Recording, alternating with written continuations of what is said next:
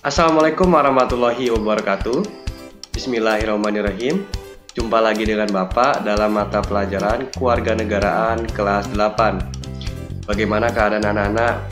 Semoga kalian tetap sehat dan semangat belajar di rumah.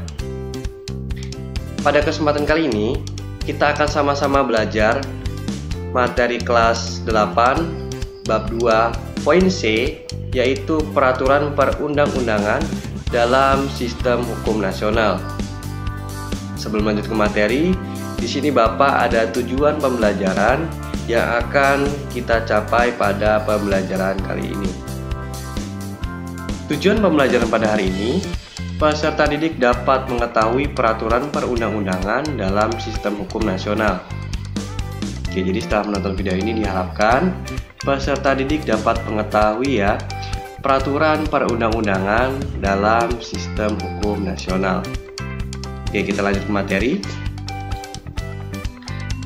Apakah sekolah kita mempunyai tata tertib sekolah? Jawabannya pasti iya ya. Nah, tata tertib dalam sekolah kita Bapak contohkan, seperti tidak membuang sampah sembarangan, tidak membolos, tidak merusak fasilitas sekolah, menghormati guru, tidak boleh mencontek, dan masih banyak contoh tata tertib yang ada di sekolah kita. Nah,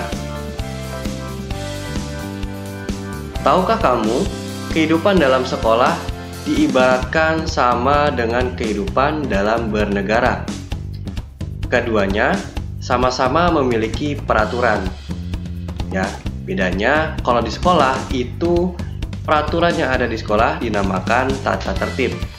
Sedangkan peraturan yang ada di negara itu dinamakan konstitusi atau undang-undang dasar. Setiap bangsa yang merdeka akan membentuk suatu pola kehidupan berkelompok yang dinamakan negara. Pola kehidupan berkelompok perlu diatur dalam suatu naskah. Naskah aturan hukum tertinggi yang ada di Indonesia dinamakan Undang-Undang Dasar tahun 1945 dan peraturan perundang-undangan lainnya. Undang-Undang Dasar tahun 1945 berisikan pola dasar kehidupan berbangsa dan bernegara di Indonesia. Semua peraturan perundang-undangan yang ada di Indonesia tidak boleh bertentangan dan harus berpedoman pada Undang-Undang Dasar 1945.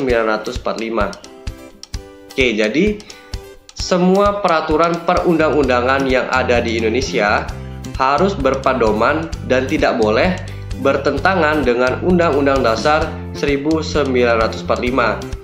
Jadi TAP MPR, Undang-Undang, Perpres, Perda Provinsi, Perda Kabupaten harus berpedoman dan tidak boleh bertentangan dengan Undang-Undang Dasar tahun 1945. Sebagai warga negara Indonesia, kita harus patuh terhadap ketentuan Undang-Undang Dasar tahun 1945. Kepatuhan terhadap Undang-Undang Dasar tahun 1945 mengarahkan kita pada kehidupan yang tertib dan teratur. Ketertiban dan keteraturan dalam bernegara mempermudah kita untuk mencapai kehidupan yang sejahtera. Selain itu, ada manfaat Undang-Undang Dasar tahun 1945 bagi warga negara. Yang pertama, mengarahkan warga negara untuk hidup tertib dan juga damai, menjadikan bangsa negara hidup harmonis, mencerdaskan kehidupan bangsa, menjadikan bangsa Indonesia sejahtera, adil, dan makmur, dan masih banyak manfaat dari Undang-Undang Dasar bagi warga negara. Selanjutnya ada pertanyaan, apa yang terjadi jika Undang-Undang Dasar tahun 1945 tidak dipatuhi? Nah, akibatnya terjadi ketidakharmonisan di dalam masyarakat. Terjadi perpecahan di dalam negara yang berakibat tidak terwujudnya kesejahteraan dalam masyarakat. Bahkan mungkin bisa membubarkan Negara Kesatuan Republik Indonesia jika kita tidak mengindahkan Undang-Undang Dasar tahun 1945. Selain itu, ada akibat bagi warga negara ataupun bangsa jika tidak memiliki undang-undang dasar.